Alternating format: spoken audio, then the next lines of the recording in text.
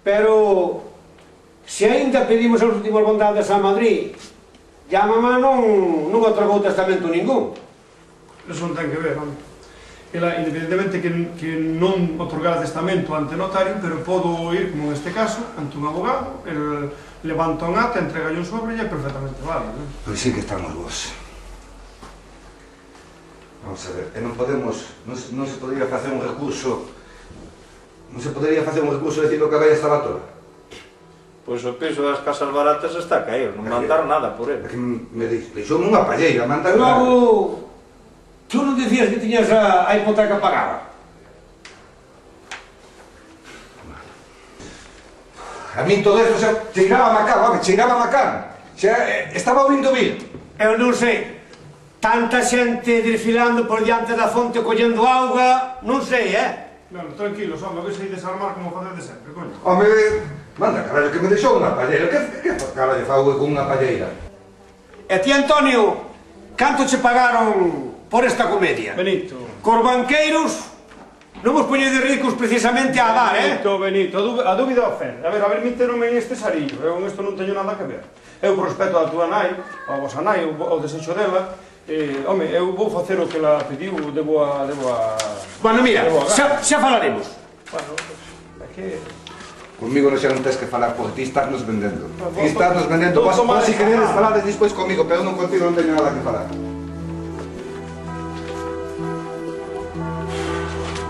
Xentes.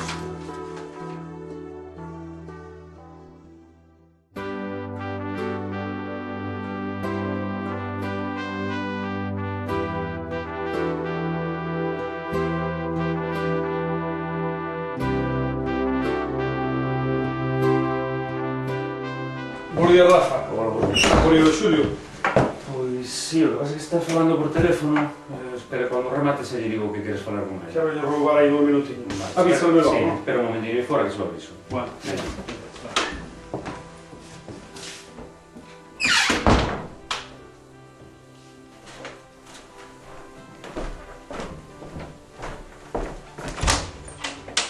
Hola, Antonio. Pasa. bos días, Xulio. E logo, Andamos. di por aquí, ese milagre. Bueno, falando unha vestiña para contarse en os cartas. Pasa, vente.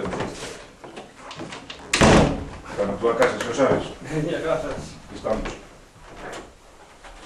Pois tú dirás, está na tua casa.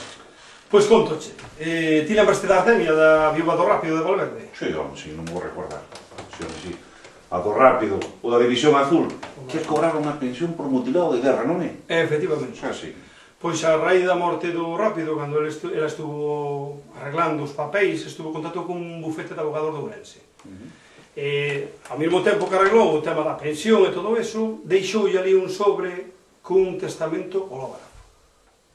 Entón, que pasou? Pois hai uns días se puxeron en contacto, tanto cos fillos como comigo, precisamente para dar lectura a ese testamento.